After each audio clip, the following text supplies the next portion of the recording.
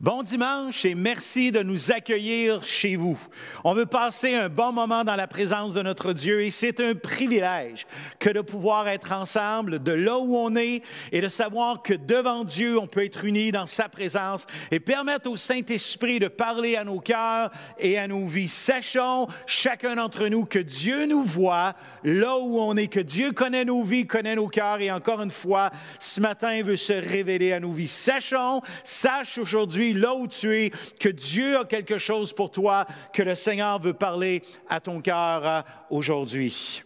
On va donner le privilège d'avoir bien sûr Philou encore une fois avec nous pour les enfants. Alors préparez-vous les enfants et on aura une invitée qui sera aussi là pour vous les enfants, une demoiselle qui s'appelle Sarah et elle va partager sur Josué aujourd'hui comment le Seigneur est celui qui a fait aussi une œuvre dans le cœur de Josué. Alors pour vous les enfants, on a une invitée qui va être là. Aujourd'hui, on va avoir bien sûr le privilège d'avoir le temps de louange et d'adoration. On veut célébrer notre Dieu, on veut le louer, l'exalter, on veut ressentir, goûter de sa présence dans la louange et l'adoration. Et on aura aussi Pasteur Félix qui nous amènera la parole. On veut faire quelques annonces qui sont bien importantes. On veut mentionner mardi matin, 9h30, les groupes connexion Zoom pour la prière, bien important. On veut aussi mentionner que durant la semaine, on a les groupes d'études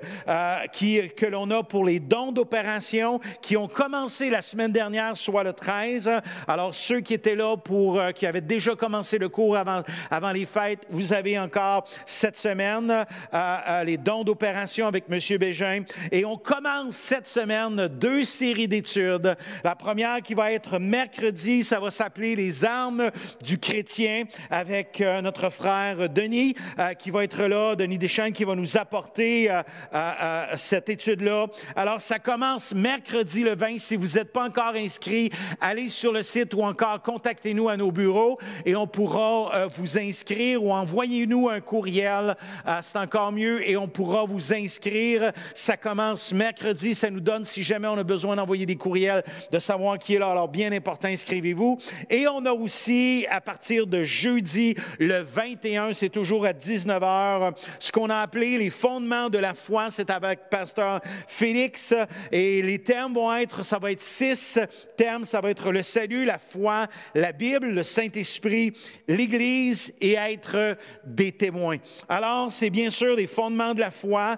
Et si vous aimeriez approfondir, peut-être ramener, vous rappeler de certaines choses, peut-être vous êtes nouveau à l'intérieur de cette Église et vous aimeriez participer aussi, allez vous inscrire. Vous allez être bénis. On a donné ce cours-là lorsqu'on pouvait le faire en présentiel. On l'a donné et ça a été beaucoup apprécié par le groupe qui était là. Et on a pensé que c'était une bonne façon de pouvoir le faire. Rappelez-vous aussi, on a vendredi le 22, il va y avoir les aînés à 13h30. Bien important, par Zoom encore, il y a un invité qui va être là, en fait 2 invités. Il y a Pasteur Pierre Riendo qui va être là et il y a aussi la louange qui va être amenée, les chants qui vont être faits par notre frère Ismaël. Alors, soyez là les aînés, c'est pour vous, c'est à 13h30 et c'est un bon moment pour pouvoir se retrouver. Pour le soir, la jeunesse vont faire un Facebook Live. C'est à 19h30. Alors, bien important. Et après ça, il y a des rencontres qui sont là sur Zoom. Alors, vendredi, 19h30. Merci de votre générosité. Merci de donner pour le Centre évangélique de Shawinigan. Et bien sûr, la semaine prochaine, on va être encore ensemble pour notre réunion sur YouTube. Soyez là et soyons bénis ensemble. Prions pour cette réunion. Seigneur, merci pour l'opportunité que tu nous donnes. Merci pour la possibilité, encore une fois, d'être ensemble. Bénis tout ce qui va être fait à travers cette réunion, que ce soit le moment pour les enfants, que ce soit le temps de louange, d'adoration, que ce soit la parole, que tout ce qui va être fait puisse être fait à ta gloire et que lorsque cette réunion se terminera, il y aura une œuvre que ton Esprit Saint aura fait dans nos vies et dans nos cœurs. Alors viens, prends toute la place pendant ces instants, Seigneur, et que tu puisses te révéler encore une fois pour chacun d'entre nous. C'est au nom de Jésus que nous te prions. Amen et amen. Alors, bonne réunion.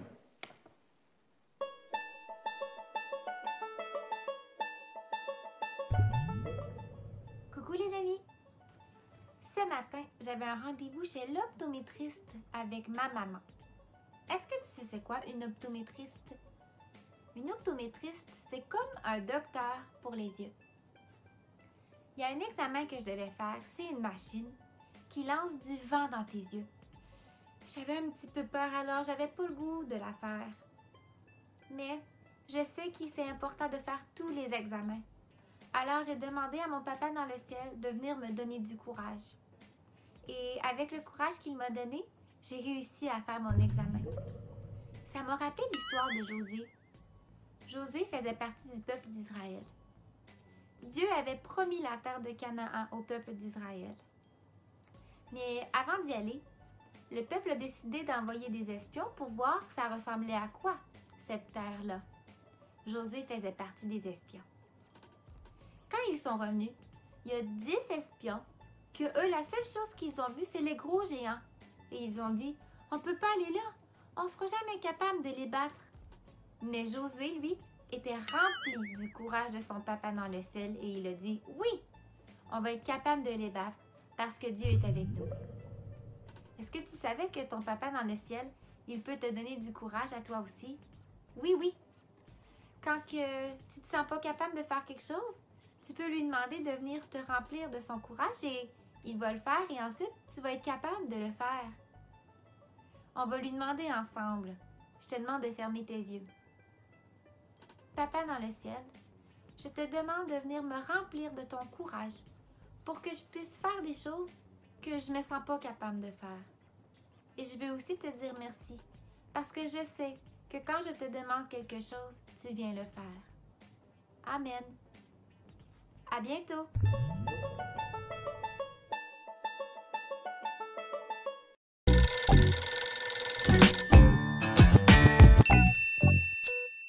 Shalom, ici Philou en ligne et cette semaine, nous allons voir Skyler avec un rat. Oui, un rat, une créature de Dieu et l'histoire biblique, Samson et Dalila. On commence? Skyler et les rats. Salut, on se retrouve aux zoo de Skyler. Aujourd'hui, nous allons regarder une petite créature, le rat. Le rat est vu à travers toute l'histoire de l'humanité comme un compagnon de route. En montant sur des bateaux, ils ont pu voyager tout autour du monde. Ces créatures intelligentes s'installent ensuite là où vivent les humains. C'est pourquoi on trouve des rats sur tous les continents, sauf en Antarctique, et vivent plus exclusivement dans les zones d'habitation humaine. C'est l'un des animaux les plus adaptables au monde, ce qui lui permet de vivre dans toutes sortes d'écosystèmes et de biomes, comme les marais, les marécages, les forêts, les déserts et les forêts tropicales. En gros, ils vivent à proximité de l'endroit où se trouvent les humains. Ils peuvent même s'approcher des ports, des décharges, des villes, des banlieues, des égouts, des granges, des sous-sols et même des greniers. Bien qu'ils vivent à proximité et qu'ils soient nombreux, nous les voyons rarement. C'est parce qu'ils travaillent généralement la nuit et qu'ils vivent sous terre. On peut dire qu'ils sont experts pour passer inaperçus. Les rats ont des capacités étonnantes. Leurs yeux, situés de chaque côté de leur tête, peuvent se déplacer dans des directions opposées et peuvent même voir au-dessus d'eux. Ils ont une si bonne ouïe qu'ils peuvent entendre des sons aigus qui ne peuvent être captés par des humains. Leurs oreilles peuvent également être utilisées pour dire quand ils sont heureux. Lorsque leurs oreilles se détendent, ils s'affaissent et deviennent légèrement plus roses, comme s'ils souriaient pour dire qu'ils sont heureux. Ils ont également des moustaches sensibles qui les aident à se faire une idée précise de ce qui les entoure. Pour ce faire, ils brossent leurs longs poils contre les objets ou le sol. Il est intéressant de noter que ces rongeurs ont des dents super solides qui ne cessent de pousser. C'est pourquoi ils doivent toujours grignoter des objets pour les user. C'est ainsi qu'ils sont devenus célèbres pour leur capacité à mordiller des objets comme le béton mou, le bois, le plastique, l'aluminium et les parpaings. Bien qu'ils aient toutes ces capacités cool, cela ne les rend pas invincibles. Parfois, ils peuvent se faire prendre dans des pièges. Si un rat est seul et qu'il trouve un rat piégé, il l'aidera. Mais s'il y a plusieurs rats ensemble et qu'aucun autre rat n'aide celui qui est piégé, alors ils ne feront rien non plus. As-tu déjà pensé que si tu disais non à un ami, il ne voudrait plus être ton ami? As-tu déjà ressenti une pression pour faire quelque chose? N'as-tu déjà rien fait alors que tu pouvais aider parce que tu avais peur des réactions des gens? La pression, c'est quand on se sent obligé de faire quelque chose. Cette pression peut te pousser à faire ou à ne pas faire des choses pour aider les gens. La Bible dit « Heureux l'homme qui supporte patiemment la tentation, car après avoir été éprouvé, il recevra la couronne de vie que le Seigneur a promise à ceux qui l'aiment. » Lorsque tu es confronté à une pression, il est important de te rappeler ce que dit la Bible. De cette façon, il est possible de savoir ce que Jésus ferait et de faire de même. Rappelle-toi, lorsque tu es sous pression, tu peux ATP. Arrête-toi et prie. Tu as vu un rat tout seul qui voit un autre rat seul qui est au piège, il va probablement aller l'aider. Mais s'il y a d'autres rats qui ne vont pas aider, il va écouter ses amis. Eh oui, ça t'arrive à toi des fois des personnes te demandent des choses, tes amis peuvent te demander de faire des choses qui ne sont pas correctes. Bien, on doit résister, dire non. C'est de la pression des pairs qu'on appelle. Et c'est pour cela qu'on doit faire attention. La Bible nous dit ceci. « Heureux l'homme qui supporte patiemment la tentation, car après avoir été éprouvé, il recevra la couronne de vie que le Seigneur a promis à ceux qui l'aiment. » C'est dans Jacques 1,12. Lorsqu'on a de la tentation, des gens nous mettent de la pression, on doit savoir dire non. Et on doit savoir le dire à d'autres. Mais il faut être capable de résister. Samson, lui, dans la Bible, n'a pas pu résister. Dalila lui a mis de la pression. Tu veux voir? Regardons-la ensemble. Samson et Dalila. C'est l'histoire vraie d'un homme fort qui a eu du mal à obéir à Dieu, Samson. Un jour, Samson s'est aventuré bêtement dans la ville philistine de Gaza. Il a été tenté par une femme qui n'était pas gentille et il est resté pour la nuit. Lorsque les Philistins de Gaza ont découvert que Samson était là, ils ont encerclé l'endroit et l'ont attendu toute la nuit à la porte de la ville. « Nous attendrons le lever du jour et alors nous lui ferons du mal », ont-ils comploté. Mais Samson est sorti du lit à minuit. Lorsqu'il a trouvé la porte de la ville fermée à clé, il s'est levé et s'est emparé de la porte de la ville et l'a emporté, poteau, porte, serrure et tout le reste. Il les a mis sur ses épaules et les a emportés hors de la ville, jusqu'au sommet de la colline qui domine Hébron, en Israël. Après cela, Samson tomba amoureux d'une Philistine nommée Dalila, qui vivait dans la vallée de Sorek. Les 5 rois philistins sont allés la voir et lui ont dit: « Fais en sorte que Samson te dise pourquoi il est si fort et comment nous pouvons le vaincre. Attache-le et rends-le sans défense. Chacun de nous te donnera 1100 pièces d'argent. » Alors Dalila dit à Samson: « S'il te plaît, dis-moi ce qui te rend si fort. Si quelqu'un voulait t'attacher et te rendre sans défense, comment pourrait-il le faire? » Samson répondit: « S'il m'attache avec 7 nouvelles cordes d'arc qui ne sont pas sèches, je serai aussi faible que n'importe qui d'autre. » Les rois philistins apportèrent donc à Dalila 7 nouvelles cordes d'arc qui n'étaient pas sèches et elle attacha Samson. Il y avait des hommes qui attendaient dans une autre pièce, alors elle a crié: « Samson, les Philistins arrivent! » Mais il a brisé les cordes d'arc, tout comme le fil se casse quand le feu le touche. Il ne connaissait donc toujours pas le secret de sa force. Dalila dit à Samson: « Écoute, tu te moques de moi et tu ne me dis pas la vérité. S'il te plaît, dis-moi comment quelqu'un peut réussir à t'attacher. » Il lui dit: « S'il m'attache avec cette nouvelle corde qui n'ont jamais été utilisées, je serai aussi faible que n'importe qui d'autre. » Alors Dalila a pris de nouvelles cordes et l'a attachée. Puis elle a crié: « Samson, les Philistins arrivent! » Les hommes attendaient dans une autre pièce. Mais il a arraché les cordes de ses bras comme du fil. Dalila a dit à Samson: « Tu te moques encore de moi et tu ne me dis pas la vérité. Dis-moi comment quelqu'un peut t'attacher. » Il lui dit: « Si tu tisses mes 7 mèches de cheveux sur un métier à tisser et que tu les serres avec une pince, je serai aussi faible que n'importe qui d'autre. Dalila l'a alors endormi, a pris ses 7 mèches de cheveux et les a tissées sur le métier à tisser. Elle les serra avec une pince et cria « Samson, les Philistins arrivent! » Mais il s'est réveillé et a détaché ses cheveux du métier à tisser. Alors elle lui dit « Comment peux-tu dire que tu m'aimes alors que tu ne le penses pas? Tu t'es moqué de moi 3 fois. Et tu ne m'as toujours pas dit ce qui te rend si fort. » Elle n'a cessé de lui demander jour après jour, et il en a eu assez qu'elle l'ennuie à ce sujet. Samson en a eu tellement marre que Dalila l'ennuie qu'il lui a finalement dit la vérité. Le secret de sa force. Mes cheveux n'ont jamais été coupés, a expliqué Samson. J'ai été dévoué à Dieu en tant que Nazarien depuis ma naissance. Si mes cheveux étaient coupés, je perdrais ma force et je serais aussi faible que n'importe qui d'autre. Dalila a envoyé un message secret au roi philistin et leur a dit « Revenez encore une fois, il m'a dit la vérité. » Puis ils ont apporté de l'argent avec eux. Dalila a bercé Samson pour qu'il s'endorme sur ses genoux et ensuite les 7 mèches de cheveux de Samson ont été coupées.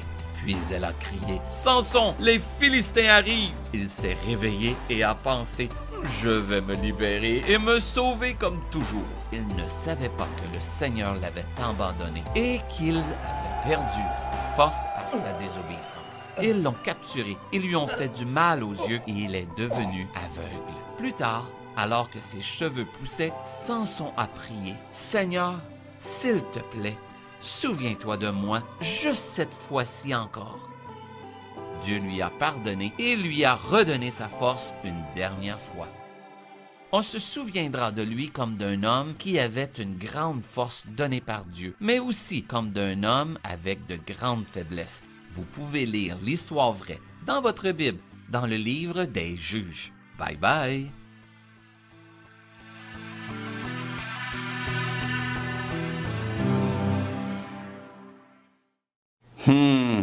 Samson, sa force venait de ses cheveux. Et Dalila voulait le secret parce qu'on voulait lui donner de l'argent pour le secret. Et elle a mis de la pression sur Samson. 1 fois, 2 fois, 3 fois. Et Samson n'a pas résisté. Et elle a dit son secret et on voit ce qui est arrivé. On doit résister. Comme la Bible a dit, heureux l'homme qui supporte patiemment.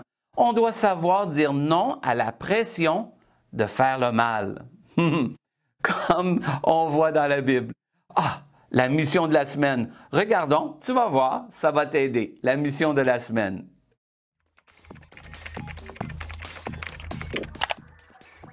Voici ta mission. 1. Parle avec tes parents de 3 choses que tu aimes faire. Ensuite, 2. Parle avec tes parents de 3 choses que tu n'aimes pas faire. Ensuite, tu t'arrêtes et tu pries avec tes parents pour que Dieu puisse te montrer les choses que tu dois faire qui sont bonnes, mais les choses que tu dois résister et ne pas faire qui ne sont pas bonnes, qui sont mauvaises. Et ensemble, en famille, on prie et on demande Dieu sa sagesse. Alors, bonne mission! C'est simple. 3 choses, tu dis à tes parents 3 choses que tu aimes faire. Ensuite, 3 choses que tu n'aimes pas faire. Et après, ATP, arrête-toi et prie. Et avec tes parents, vous allez prier pour demander à Dieu de vous aider à résister quand quelqu'un veut vous mettre de la pression pour faire le mal. Ça peut être voler, ça peut être tout simplement dire un mensonge. Mais la Bible nous dit, on doit résister. Et Dieu est là pour nous aider. C'est pour ça qu'on ATP, on s'arrête et on prie. Moi, je veux célébrer parce qu'il y a une personne, il y a une personne. Dieu ne peut pas dans le ciel et Jésus est là pour nous aider. On peut se confier en lui parce que quand on met de la pression, on peut aller le dire à nos parents qu'on n'aime pas et nos parents peuvent nous aider. Dieu nous aide et Jésus. Alors, on chante? Ici Philou en ligne qui te dit Shalom!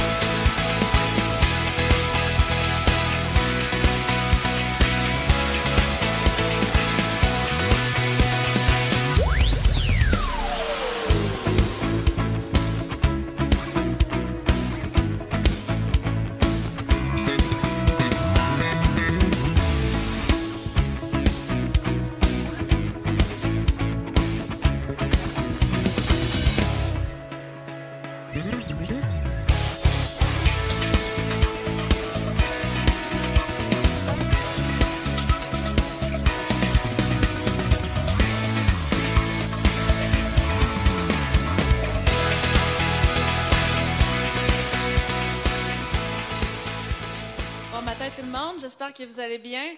Je veux juste qu'on réalise à quel point on est béni aujourd'hui de pouvoir louer notre Dieu, de pouvoir juste être avec lui. Je sais que c'est pas facile nécessairement le fait qu'on n'est pas à l'église, on est chez nous, mais Dieu est là, Dieu est avec nous, puis il est honoré de nos louanges, il est honoré qu'on soit là aujourd'hui, qu'on le loue avec tout notre cœur.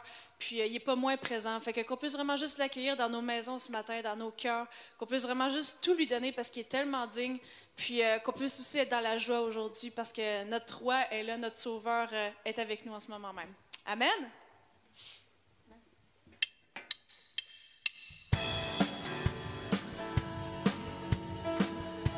Alléluia, Seigneur. Oui, Seigneur, aujourd'hui, Seigneur, on veut réaliser ta bonté, Seigneur. On veut se confier, Seigneur, en ton amour, Seigneur. Oh, viens et vois combien Dieu est bon. Oh, viens et vois combien Dieu est bon pour moi. Il a changé ma tristesse en joie. Il a fait briller sa lumière sur moi. Je me lèverai et je chanterai. Je briserai le silence. Oh, viens et vois combien Dieu est bon. Oh, viens et vois combien Dieu est bon.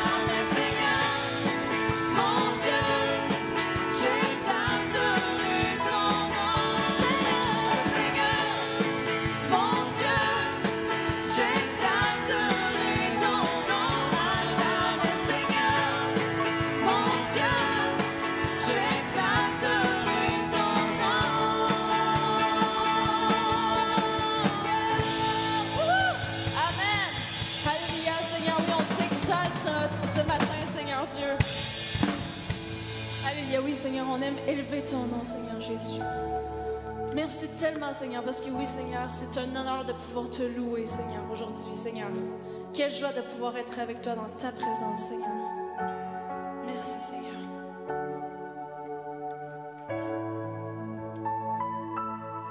Bien avant le chant qui créa l'univers, bien avant l'esprit qui planait sur la terre, bien avant que tu me formes de la poussière, tu rêvais du jour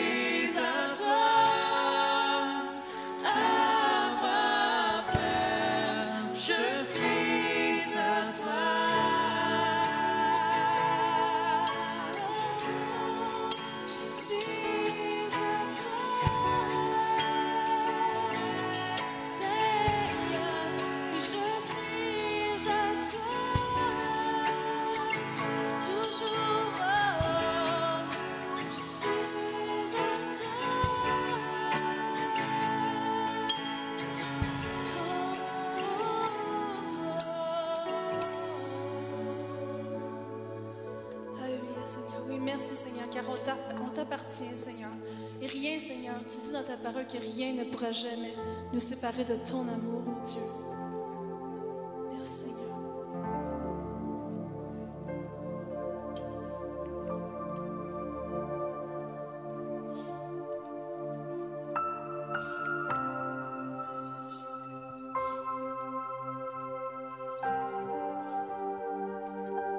Seigneur, on veut juste te louer, Seigneur, te donner toute la gloire aujourd'hui, Seigneur. On veut juste t'élever, Seigneur, parce que, Seigneur, c'est à toi que revient toute la louange, Seigneur.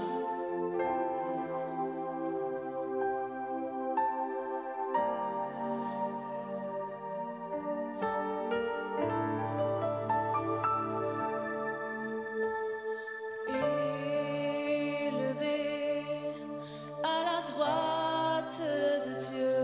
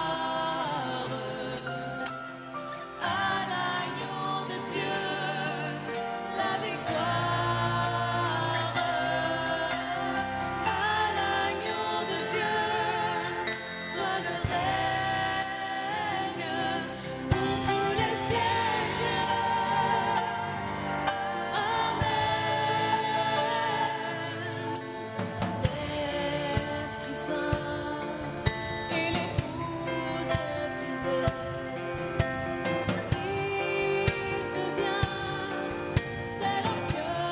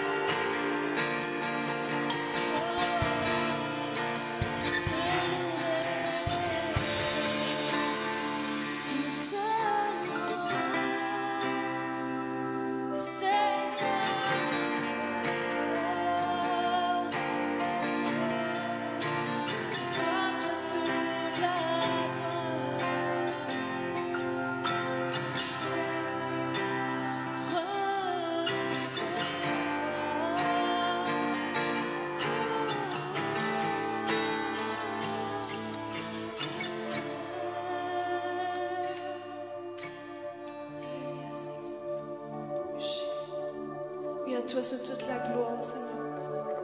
Et Seigneur, à toi soit toute l'honneur, Seigneur. Oui, Seigneur. Merci tellement de nous permettre de nous approcher, Seigneur, de ton trône, Seigneur. Merci tellement parce qu'on ne mérite rien, Seigneur. Mais tu nous prends tel que nous sommes, Seigneur. Merci tellement de nous aimer, Seigneur. De nous avoir aimés, Seigneur, à ce point-là, Seigneur.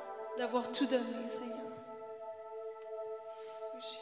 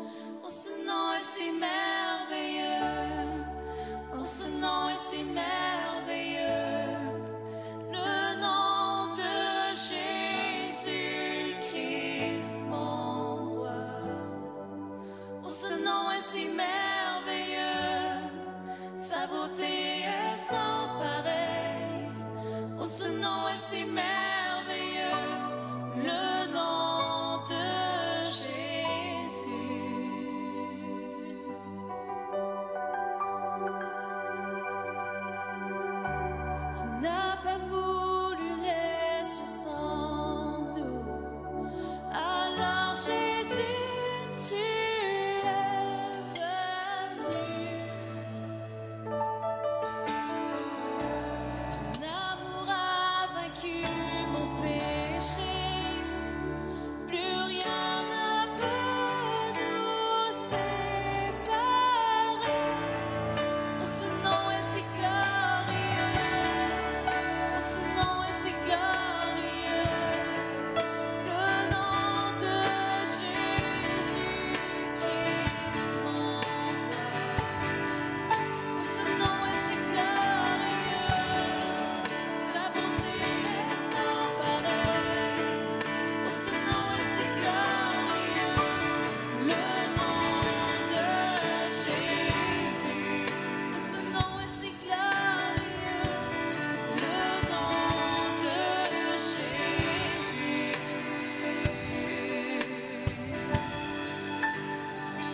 Seigneur, oui, ton nom est tellement glorieux, Seigneur. Ton nom est tellement grand et digne de louange. Ce matin, on veut juste t'élever, Seigneur, te donner tout ce que, Seigneur, tu mérites, Seigneur.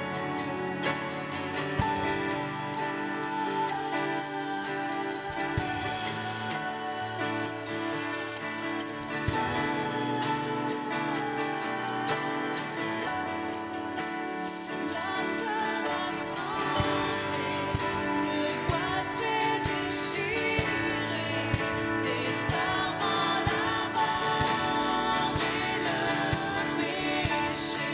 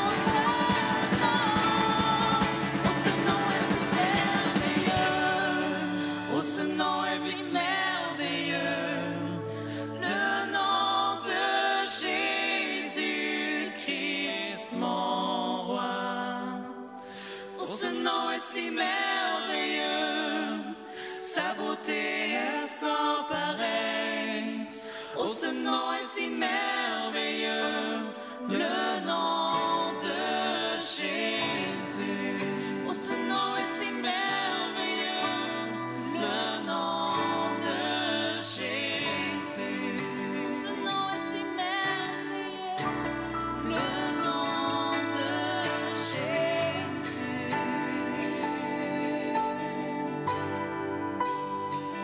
Ton nom Jésus.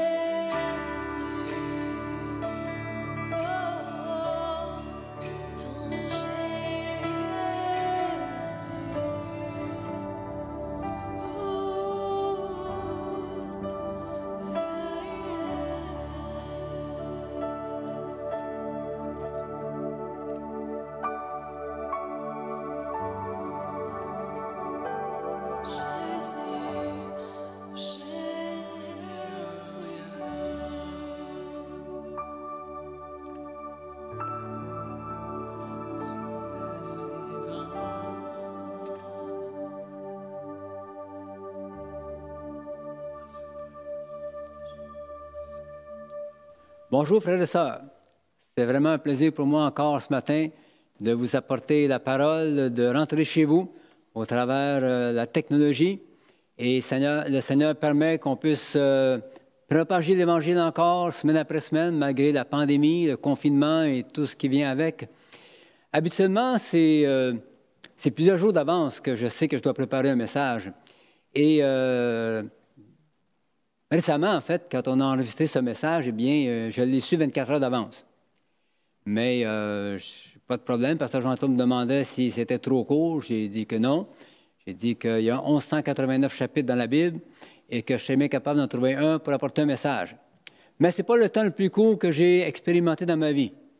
En fait, pour vous faire un petit témoignage de cela, il y a plusieurs années, lorsque j'étais dans mon premier pastorat, j'étais pasteur adjoint à Drummondville, et je prêchais rarement parce que c'était le pasteur senior qui prêchait la plupart du temps. Et voici qu'un dimanche matin, il était absent, puis il avait invité quelqu'un d'autre de l'extérieur pour venir prêcher. Et la réunion avançait, les chants, on arrive à la fin des chants, et le prédicateur n'y était pas. Alors, un membre du comité vient me voir, me dit, Félix, il dit, tu peux-tu prêcher? Oh là là, je dis, bon, OK, je vais me préparer. Alors, je vais dans le bureau du pasteur, et pendant le temps qu'ils ont pris l'offrande, pressez-vous pas trop de prendre l'offrande, passez 2 fois, si c'est possible. Et au bout de quelques minutes, je suis sorti du bureau et j'ai apporté un message à l'assemblée qui était là, peut-être 75, 100 personnes. Merci Seigneur, il m'a aidé. Alors, c'était vraiment un défi de foi pour moi ce matin-là, parce que quand tu n'es pas habitué de prêcher, et en plus là, on te demande 5 minutes d'avance, eh bien, mais ils ont été compréhensifs et puis ça s'est bien passé. Merci Seigneur. Mais aujourd'hui, je prêche et puis ça m'a pris quelques heures pour le préparer, mais je suis content d'être avec vous encore aujourd'hui. En effet, Dieu m'a donné un chapitre, ou un passage dans un chapitre sur lequel je vais m'arrêter ce matin. Et je crois qu'on peut en tirer de bonnes choses. Dans l'Évangile de Marc, au chapitre 5, nous lisons le récit suivant. Ils arrivèrent sur l'autre rive du lac, dans le pays des Gadaréniens. Dès que Jésus fut hors de la barque, un homme vint à sa rencontre. Il sortait des tombeaux, il était animé par un esprit impur. Cet homme habitait dans les tombeaux et personne ne pouvait plus l'attacher, même avec une chaîne. En effet, souvent on l'avait attaché avec des fers aux pieds et des chaînes. Il avait cassé les chaînes et brisé les fers, et personne n'avait la force de le maîtriser. Il était sans cesse, nuit et jour, dans les tombeaux et sur les montagnes. Il criait et se blessait lui-même avec des pierres. Il vit Jésus de loin, accourut, se prosterna devant lui et s'écria d'une voix forte. « Que veux-tu, Jésus, Fils du Dieu très haut? Je t'en supplie, au nom de Dieu, ne me tourmente pas. » En effet, Jésus lui disait, « Sors de cet homme, esprit impur. » Il lui demanda, « Quel est ton nom? »« Mon nom est Légion, car nous sommes nombreux, répondit-il. Et il le suppliait avec insistance de ne pas les envoyer hors du pays. Il y avait là, vers la montagne, un grand troupeau de porcs en train de chercher à manger. Tous les démons le supplièrent. « Envoie-nous dans ces porcs, afin que nous entrions en eux. » Il le leur permit aussitôt. Les esprits impurs sortirent de l'homme, entrèrent dans les porcs, et le troupeau se précipita du haut de la falaise dans le lac. il y avait environ 2000 porcs. Ils se noyèrent dans le lac. Les gardiens du troupeau s'enfuirent. Ils allèrent le raconter dans la ville et dans les campagnes. Les gens allèrent voir ce qui était arrivé. Ils vinrent vers Jésus. Ils virent le démoniaque, celui qui avait eu la légion de démons, assis, habillé et dans son bon sens. Ils furent saisis de frayeur. Ceux qui avaient été témoins de la scène leur racontèrent ce qui était arrivé aux démoniaques et aux porcs. Alors ils se mirent à supplier Jésus de quitter leur territoire. Comme il montait dans la barque, celui qui avait été démoniaque le suppliait, demandant à l'accompagner. Jésus ne le lui permit pas, mais lui dit, « Va dans ta maison, vers les tiens, et raconte-leur tout ce que le Seigneur a fait pour toi, comment il a eu pitié de toi. » Il s'en alla et se mit à proclamer dans la Décapole tout ce que Jésus avait fait pour lui, et tous étaient dans l'étonnement. Toute une scène, n'est-ce pas? En fait, les disciples venaient juste de vivre un miracle extraordinaire, une tempête sur le lac. Ils étaient dans la barque, et Jésus a calmé la tempête. Il a démontré son pouvoir sur les éléments naturels. Mais ce matin, nous avons une autre manifestation de sa puissance. Il a démontré son pouvoir sur les éléments surnaturels, sur des démons qui tenaient un homme lié. C'est un récit, frères et sœurs, de la grâce et de la puissance de Dieu envers une humanité souffrante et dépravée. Impuissante, esclave du malin. Voilà ce qu'on voit dans la vie de cet homme. Un homme qui vivait dans des tombeaux. Tombeaux, vous savez, c'est sûrement pas plaisant de vivre là-dedans. La mort rôde dans les tombeaux. Animé d'un esprit impur, qui cherchait de le détruire. On voit que l'homme se meurtrissait avec des pierres et criait. On l'attachait, brisait les chaînes, imaginez. Il vivait une vie d'enfer, on pourrait dire. Il n'était pas libre de ce qu'il voulait, il était vraiment captif. Il n'y avait aucun moyen humain de le maîtriser. Et ça nous rappelle, selon ce que Jean écrit dans sa lettre, que le monde entier est sous la puissance du malin. Pas que tous les hommes sont possédés comme cet homme-là, mais les hommes sont influencés par le malin. Depuis la chute d'Adam et Ève, le diable ne chôme pas, je vous le dis. Le diable est là, et puis il rôde et il cherche à faire trébucher les gens. En fait, l'évangile de Jean nous dit quoi? Que le diable, il vient pour dérober, égorger et détruire. C'est ça sa mission à lui, détruire l'humanité, l'ennemi de Dieu et l'ennemi des hommes. En réfléchissant à cela, je suis venu à la conclusion qu'on vit dans une culture où la mort est souvent prédominante. Vous savez sans doute comme moi que pour les futures mamans, on fait passer un test de grossesse pour voir si l'enfant ne serait pas porteur de trisomie 21.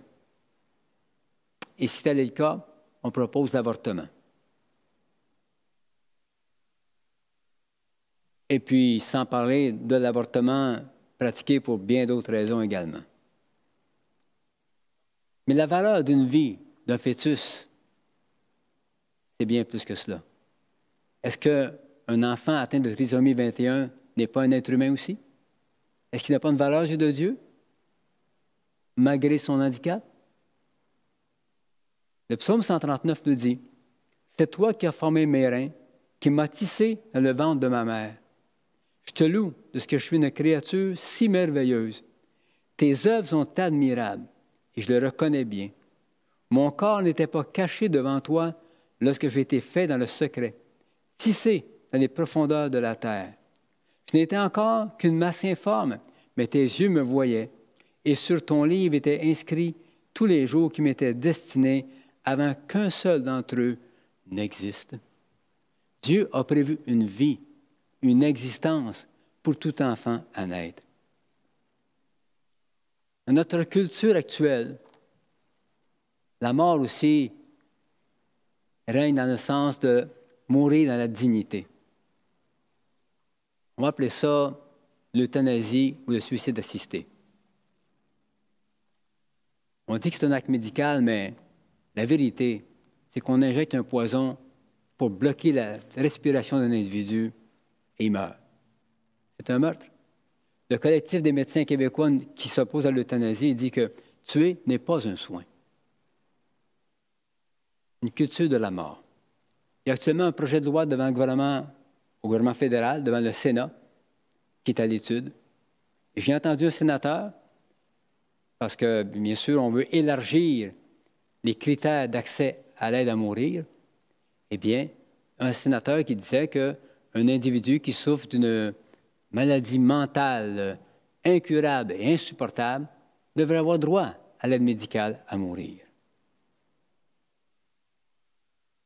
Récemment, j'ai lu un livre très intéressant, écrit par un médecin québécois, un médecin chrétien, Dr. Paul Sabat. Le livre s'intitule « Fait pour vivre ». Et c'est un vibrant plaidoyer en faveur des soins palliatifs et en opposition à l'aide médicale à mourir. Un livre très bien documenté d'ailleurs. Et ce médecin-là raconte son propre vécu et alors que son épouse est enceinte d'un troisième enfant, les imageries médicales ont démontré, les examens qu'ils ont passés ont démontré qu'elle avait une grave malformation cardiaque. Alors, ils ont proposé l'avortement. Le docteur Sabat et son épouse ont refusé. Ils ont prié, « Seigneur, prends soin de notre fille. » Elle est née avec la malformation et au bout de 6 jours, ils ont fait une intervention chirurgicale. Ça a réussi.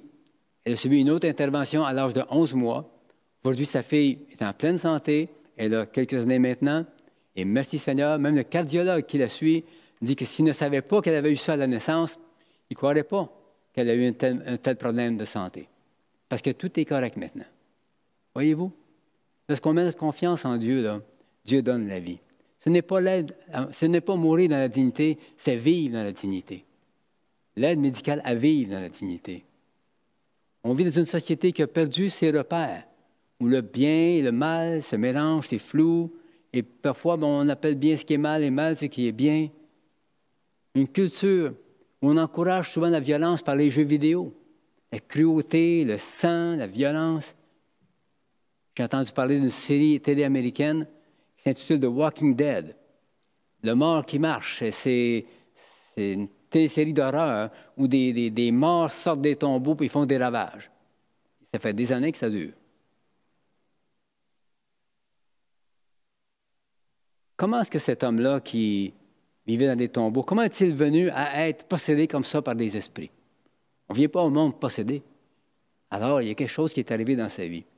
Mais on sait une chose, c'est que dans l'Ancien Testament, Dieu avait bien établi clairement de ne pas pratiquer la sorcellerie, la magie, la divination, le spiritisme et toutes ces choses-là. Et aujourd'hui, ce sont des choses qui sont encore bien courantes, bien à la mode. On n'a qu'à penser aux livres et aux films d'Harry Potter qui touchent tant de jeunes, à travers le monde même, c'est traduit en plusieurs langues. Mais c'est le malin qui est derrière tout cela. On les habitue tranquillement à ces choses-là. C'est une puissance de séduction et de tromperie qui crée une emprise sur ceux et celles qui prennent goût à ces choses-là. L'homme était dans un état pitoyable. L'automutilation, c'est terrible. Et on voit encore aujourd'hui que tout notre savoir, toutes nos connaissances, toutes nos ressources ne viennent pas à bout de vaincre le mal ni le péché. C'est avec raison que Jérémie écrit dans son livre au chapitre 13, « Pourriez-vous faire le bien, vous qui êtes accoutumés à faire le mal? » L'homme n'a pas cette capacité-là. Et cet homme qui était lié n'avait pas la capacité de se délivrer. Personne ne peut délivrer par des moyens naturels. Malgré l'évolution technologique et tout ce qu'on veut, on n'arrive pas à éradiquer ça. Mais Dieu a la solution. Il peut y remédier. Et c'est ce qu'on voit dans le récit d'aujourd'hui. Le Seigneur était là pour remédier à cette situation-là. Et voyez-vous, le démon vient vers lui, ou les démons, parce qu'il était une légion, qui lui dit, « Je t'en supplie au nom de Dieu. » Il reconnaît qui il est. Tu es le Fils du Dieu très haut. Il y a bien des gens qui ne croient pas que Jésus est le Fils de Dieu, mais les démons, ils croient aux autres. Il reconnaît sa puissance, son autorité. Et Dieu merci, le Seigneur prend la situation en main. Il ordonne aux démons de sortir. Il demande, quel est ton nom? Légion? il leur donne de sortir. Mais il les supplie, les démons supplient Jésus de ne pas les envoyer en dehors du pays. Et l'Évangile de Luc, dans ce même récit, parle de l'abîme. Il nous parle de l'enfer, en fait. Les démons ne veulent pas aller dans l'enfer, mais un jour, ils vont y finir là, au jugement dernier. Mais ils ne sont pas encore rendus à cette étape-là. Jésus a donné la permission d'aller dans les ports. On sait le récit, ce qui est arrivé avec les ports. Il suppliait. Et le miracle est arrivé. Les démons sont sortis et l'homme a été retrouvé assis dans son bon sens, bien vêtu. Merci Seigneur pour le miracle de délivrance qui s'est produit. Cet homme-là avait tant besoin.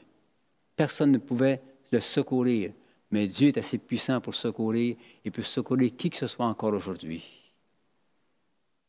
Mais les gens sont arrivés, les gens de la région, hey, ils ont perdu 2000 parts. Eux, ils ont supplié Jésus, mais de s'en aller. Pour eux, leur part valait plus que la délivrance d'un homme que personne n'arrivait à contrôler et qui vivait une vie misérable dans les tombeaux. Eux l'ont supplié, mais va-t'en. Le salut d'une âme vaut bien plus que tout ça. En fait, l'Évangile, frères et sœurs, c'est la culture de la vie. Jésus dit quoi? Si le voleur vient pour égorger, dérober, égorger et détruire, moi je suis venu afin que les brebis aient la vie et qu'elle l'ait en abondance. Voilà pourquoi il est venu et voilà ce qu'il nous offre. La culture de la vie. La vie véritable. La délivrance, la guérison du cœur. Une espérance extraordinaire. Satan a été vaincu. C'est ce que Luc écrit dans le livre des Actes des Apôtres, lorsqu'il dit « Vous savez comment Dieu a déversé une onction de Saint-Esprit et de puissance sur Jésus de Nazareth, qui allait de lieu en lieu en faisant le bien et en guérissant tous ceux qui étaient sous la domination du diable, parce que Dieu était avec lui. » En fait, c'est l'apôtre Pierre qui dit ça dans la maison de Corneille. Et c'est Luc qui l'a écrit. Dieu était avec lui. Une onction de Saint-Esprit et de puissance pour délivrer ceux qui étaient sous l'emprise du malin. Et Jésus n'a pas changé ni le Saint-Esprit. Encore aujourd'hui, il peut libérer tous ceux et celles qui sont captifs de quoi que ce soit. Et cette vie, cette culture d'abondance, de vie véritable, frères et sœurs, on peut l'entretenir, la nourrir par la parole de Dieu comme on fait ce matin, par les chants comme on a fait dans le culte de ce matin, par les prières, ensemble ou individuellement. On le fait également par un soutien mutuel, par une entraide, une formation biblique, des livres, des vidéos. Merci Seigneur pour toutes ces ressources qui nous permettent de vivre dans cette culture de vie et de la répandre autour de nous. Mais il faut être vigilant. Parce que Pierre nous dit dans sa lettre que le diable rôde comme un lion rugissant, cherchant qui il va dévorer. En fait, on est appelé à être vigilant parce que le diable peut prendre avantage d'une situation, d'un état d'âme, par exemple, d'une colère entretenue. Que le soleil ne se couche pas sur votre colère. Ne donnez pas accès au diable. Une colère entretenue. Un orgueil persistant. D'ailleurs, Satan, il était un ange de lumière et c'est à cause de son orgueil qu'il a été déchu. Des mensonges répétés. Jésus dit quoi? Le diable, c'est le père du mensonge. L'amour de l'argent qui peut nous perdre. Il y a une certaine chose comme ça qui se trouve dans votre vie, confessez ça au Seigneur. Seigneur, libère-moi, pardonne-moi, Seigneur. Et prenez les armes de Dieu qui sont à votre disposition pour vivre la vraie vie, pour vivre la vie en abondance. Et pas une vie étriquée. Cette culture de la vie, on la connaît par la vérité de l'Évangile. L'Évangile, c'est la vérité. Il y a un message qui nous est révélé et que Dieu veut qu'on vive pleinement. Évidemment, il y a diverses interprétations. Quand j'étais à Rimouski, j'étais pasteur là-bas, un jour, je reçois un appel d'une religieuse, d'une communauté en ville, et qui me demandait si je pouvais lui apporter des Nouveaux Testaments. Ah, bien, certainement, on en a. Il fallait vous emporter. Alors, je prends rendez-vous avec elle, je me rends à la résidence où elle était, et puis je m'assois, on commence à discuter. Bien sûr, on a parlé d'Évangile, mais là, on n'était pas sur la même longueur d'onde. Pour elle, toutes les religions s'équivalent, on va tous aller au ciel, on est tous enfants de Dieu. On a une discussion, un entretien d'1h30 de temps à peu près. Évidemment, on ne s'est pas mis d'accord. Parce qu'il y a une vérité. Il n'y en a pas 36 vérités. Et l'apôtre Jean nous exhorte à marcher dans la vérité, à ne pas quitter ce chemin-là, à accepter cette vérité également, qui nous est révélée par le Saint-Esprit. C'est pourquoi, frères et sœurs, je vous encourage à lire la parole, vous entretenir de cette vie que la parole nous donne. C'est le pain de vie pour votre âme. Entretenez-vous de cela. Laissez le Saint-Esprit vous révéler sa parole. Partagez votre témoignage. D'ailleurs, l'homme qui a été délivré, qu'est-ce qu'il a fait? Il a demandé à Jésus la permission de partir avec lui. Parce que, Seigneur, tu as fait un miracle dans ma vie, moi je veux t'accompagner. Mais Jésus avait une autre mission pour lui. Va dans ta ville, va chez les tiens, et dis-leur tout ce que j'ai fait pour toi. Et l'homme est parti. Il a parcouru une région de 10 villes. Décapole, c'est 10 villes. Imaginez, donc, ça a dû prendre plusieurs jours, des semaines peut-être, où il a donné son témoignage de ce qu'il était auparavant et de ce qu'il est devenu maintenant. Merci Seigneur. Une transformation extraordinaire. Et des gens qui, dans cette région-là, de ce que j'ai lu, ne connaissaient pas l'Ancien Testament, étaient de culture grecque. Cet homme-là arrive avec un message nouveau, le message de vie que Jésus donne. L'apôtre Paul écrit ceci, à propos d'être des témoins. Il dit, tout cela vient de Dieu, qui nous a réconciliés avec lui par Jésus-Christ et qui nous a donné le ministère de la réconciliation. En effet, Dieu était en Christ. Il réconciliait le monde avec lui-même en ne chargeant pas les hommes de leurs fautes et il a mis en nous la parole de la réconciliation. Nous sommes donc des ambassadeurs pour Christ. Comme si Dieu adressait par nous son appel, nous supplions au nom de Christ. Soyez réconciliés avec Dieu. Nous supplions nous aussi. Les démons ont supplié. L'homme délivré a supplié. Et maintenant, nous supplions les hommes de se réconcilier avec Dieu. Pourquoi? D'abord parce qu'on s'est réconcilié soi-même. Si ce n'est pas le cas, faites-le le plus tôt possible. Réconciliez-vous avec Dieu. Acceptez Jésus-Christ comme votre sauveur personnel. Laissez-lui la place qu'il veut prendre dans votre vie. Un ambassadeur, c'est un porte-parole, c'est un représentant d'un autre pays, dans un pays étranger, investi d'autorité et de pouvoir. Il parle au nom de son pays. C'est un privilège pour nous d'être ambassadeur, mais c'est aussi une mission que Dieu nous confie. Pourquoi? Parce que l'amour de Christ nous presse, nous dit Paul. C'est l'amour de Dieu. On ne le fait pas pour gagner des adeptes, on ne le fait pas parce que notre religion est meilleure qu'une autre, on ne le fait pas parce que notre Église est la meilleure, on le fait parce qu'on a l'amour de Christ en nous. Et on croit que tous ont besoin de se réconcilier avec Dieu. Vous sortez de chez vous, vous écrivez sur Internet, vous rencontrez quelqu'un, vous parlez au téléphone, cherchez des occasions de rendre témoignage. Qu'ils sont beaux sur les montagnes, nous dit Isaïe, les pieds de celui qui apporte de bonnes nouvelles, qui annonce la paix, de celui qui apporte de très bonnes nouvelles et qui annonce le salut de celui qui dit à Sion, ton Dieu règne. Qu'ils sont beaux. Ils devaient être beaux, les pieds de l'homme qui avait été délivré. Ses pieds étaient sûrement bien sales avant, maintenant ils devaient être propres. L'homme qui allait maintenant pour répandre l'Évangile. C'est le témoignage de cet homme et c'est notre témoignage aussi. Et j'aimerais terminer ce matin par le psaume 116, un extrait du psaume 116 qui, je trouve, représente un peu ce que cet homme a vécu et peut-être ce que vous avez vécu vous-même ou ce que moi j'ai vécu et ce que nous pouvons vivre maintenant. Le psaume 116 au verset 1 nous dit ceci. « J'aime l'Éternel, car il entend ma voix, mes supplications. Oui, il a penché son oreille vers moi, et je ferai appel à lui toute ma vie. Les liens de la mort m'avaient enserré, et les angoisses du séjour des morts s'étaient emparées de moi. J'étais accablé par la détresse et la douleur, mais j'ai fait appel au nom de l'Éternel. Éternel, sauve mon âme. L'Éternel fait grâce, il est juste. Notre Dieu est rempli de compassion. L'Éternel garde ceux qui manquent d'expérience. J'étais affaibli et il m'a sauvé. Retrouve le repos, mon âme, car l'Éternel t'a fait du bien. Oui, tu as délivré mon âme de la mort, mes yeux des larmes, mes pieds de la chute. Je marcherai devant l'Éternel au pays des vivants. Alléluia. Peut-être que vous pouvez vous identifier à cela ce matin. Moi, oui. Avant de connaître le Seigneur Jésus, j'étais vraiment dans les ténèbres.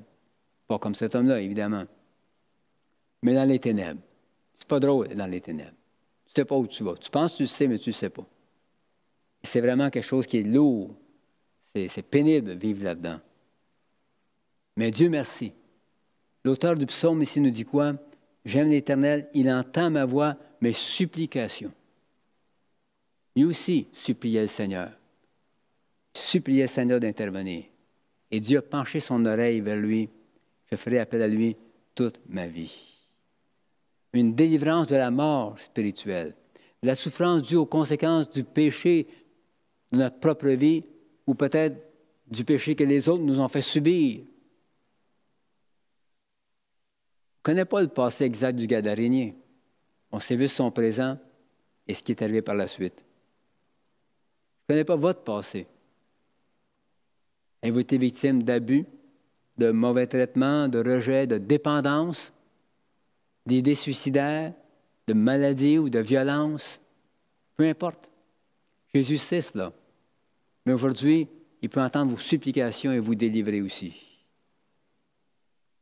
Il a délivré mes larmes. Donc, il m'a libéré de la souffrance, de la douleur. L'Éternel sauve mon âme. J'étais accablé ou malheureux, affaibli. Il m'a sauvé.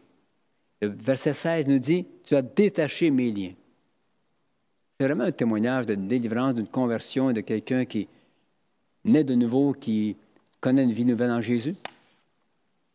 La délivrance pour chacun. Et parfois, il nous envoie vers de telles personnes aussi, ou il en met sur notre chemin, afin qu'on puisse exercer le même ministère de compassion que Jésus a fait.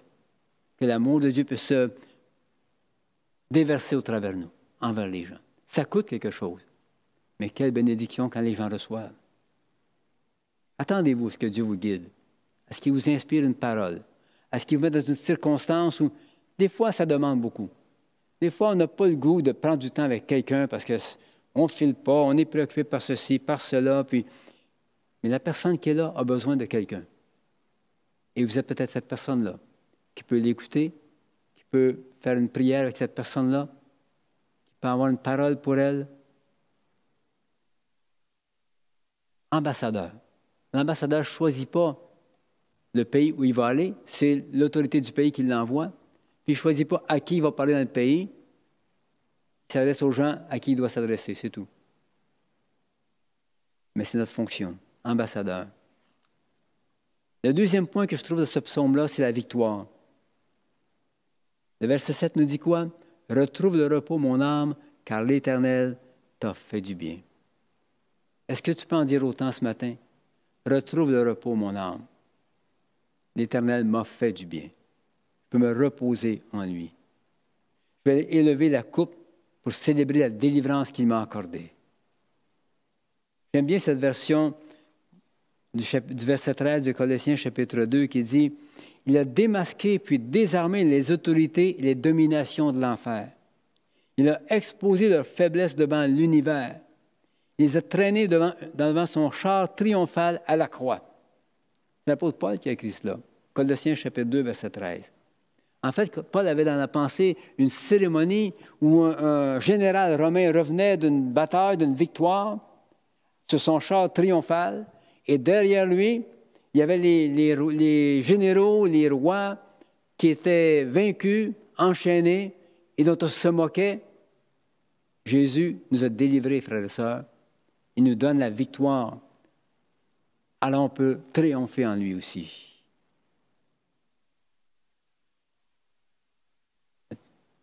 Une reconnaissance. Le verset 17 dit, « Je t'offrirai un sacrifice de reconnaissance. » Être reconnaissant pour ce que Dieu a fait pour moi. J'imagine facilement que l'homme qui était démoniaque, captif comme ça, vivait dans les tombeaux, dans une vie vraiment misérable, être délivré, changé comme ça, comment il devait être reconnaissant? À quel point on peut être reconnaissant d'échapper à l'enfer, de savoir qu'on va aller au ciel? Des fois, on dit « Ah, j'ai des problèmes, j'ai ceci et cela », mais pensez un peu, dans la perspective de l'éternité, que c'est extraordinaire, cela.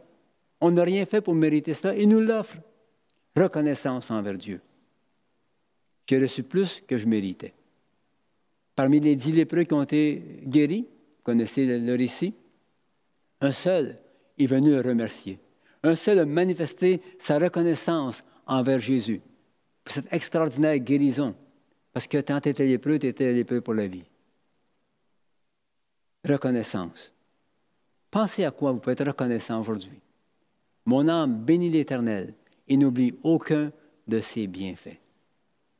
Et le psaume 103 énumère des bienfaits, guérison, délivrance, pardon des péchés, la santé qu'il donne. Merci Seigneur, et bien d'autres choses que Dieu nous accorde aussi. Reconnaissance. Le quatrième point que je vois dans ce psaume-là, c'est la consécration. Je marcherai devant l'Éternel au pays des vivants. Je marcherai devant l'Éternel au pays des vivants. L'homme, dans l'histoire de l'Évangile de Marc, vivait dans le pays des morts, dans les tombeaux. Une fois délivré, alors maintenant, il peut dire, maintenant je marche dans le pays des vivants. Dieu m'a rendu à la vie. Je vais être son ambassadeur. Merci Seigneur pour sa parole. Merci Seigneur pour ce qu'il a fait pour nous. Notre société entretient beaucoup une culture de mort. Et le diable, il est pour quelque chose, c'est sûr. Il n'est pas étranger à cela. Mais merci Seigneur pour l'Évangile. Merci Seigneur pour la victoire sur le mal, pour la délivrance des liens qui peuvent nous tenir captifs, afin qu'on puisse vivre la vraie vie en lui, dans l'espérance de l'éternité. Et cette vie-là, on ne la vit pas égoïstement, mais on veut la vivre avec les autres. On veut la vivre pour les autres, afin que d'autres puissent passer aussi de la mort à la vie, qu'ils puissent être transportés du royaume des ténèbres au royaume de la lumière. Alléluia! Du Fils bien-aimé. Voilà ce que Dieu a pour nous. Voilà ce à quoi il nous appelle, qu'il peut accomplir dans nos vies et au travers nous, envers les autres aussi. Pandémie ou pas, frères et sœurs, attendons-nous au Seigneur. Il y a des occasions qui vont se présenter. Le téléphone, des gens peuvent nous appeler. On peut appeler quelqu'un, s'informer comment ça va. Par Internet, maintenant, on peut communiquer avec des gens aussi. Et on peut partager des choses avec eux. Tellement de façons maintenant encore. On n'est pas si limité que ça. Et on peut donc trouver des occasions de partager notre foi, de dire ce que Jésus a fait dans notre vie. Et de ce qu'on s'attend encore à lui pour l'avenir. Alors oui, regardons au Seigneur ce matin. Laissons faire cette culture de mort et recherchons plutôt la culture de la vie. Une vie de liberté, mais de vraie liberté en lui. Je vais prier si vous voulez. Seigneur, merci. Merci pour ce récit, pour ce que tu as accompli pour cet homme il y a 2000 ans, qui était captif. Et Seigneur, comme tu es le même, encore aujourd'hui, tu peux délivrer qui que ce soit de tout lien qu'il retient. Et je prie maintenant, Seigneur, qu'en ton nom, que toute personne qui maintenant écoute ce message et qui a un lien dans sa vie, une dépendance, peut-être une amertume, l'amour de l'argent, quoi que ce soit. Seigneur, la prière, c'est que chacun puisse se tourner vers toi et réclamer la délivrance et la victoire, comme tu l'accordais à cet homme. Que chacun, Seigneur, puisse s'attendre à toi aujourd'hui pour une victoire dans sa vie et pour marcher, ô Dieu, à ta suite, avec joie, avec enthousiasme. Seigneur, tu veux faire de nous des ambassadeurs, comme tu l'as fait pour cet homme. Donne-nous d'être à ton écoute, ô Dieu, de nous laisser diriger par toi, afin de partager cette bonne nouvelle d'un Dieu vivant et vrai, de marcher dans la vérité et de propager cette vérité à ceux et celles qui veulent l'entendre, Dieu, afin, Seigneur, que d'autres puissent passer des ténèbres à la lumière, qu'ils puissent eux aussi savoir qu'il y a un Dieu qui les aime, un Dieu qui se soucie d'eux et qui veut leur bien. Merci, Seigneur, vraiment de ce que tu as accompli et des choses extraordinaires, Seigneur, que tu as accomplies au travers de ton ministère sur cette terre. Mais, Seigneur, le Saint-Esprit nous donne maintenant d'accomplir ces mêmes choses. Tu veux nous outiller, nous former, oh mon Dieu, et nous envoyer. Et je prie, Seigneur, ce matin, que ton Saint-Esprit vienne aussi sur ceux et celles qui sont à l'écoute, qu'ils reçoivent ton Saint-Esprit, qu'ils soient remplis du Saint-Esprit et qu'ils aillent avec audace, avec foi et l'autorité que tu donnes pour partager la bonne nouvelle de l'Évangile et délivrer les captifs. Oui, Seigneur, ton Saint-Esprit nous vient en aide. Remplis-nous de ton Saint-Esprit à nouveau. C'est en ton nom que je prie, Seigneur. Amen. Béni soit Dieu. C'est bien fait d'être là ce matin. J'espère que vous avez apprécié ce message, que ça puisse vous encourager, vous fortifier dans la foi. Et n'oubliez pas, chaque dimanche, nous sommes en ligne. Alors, dimanche prochain, soyez là. Que Dieu vous bénisse et vous accompagne dans vos activités. À bientôt.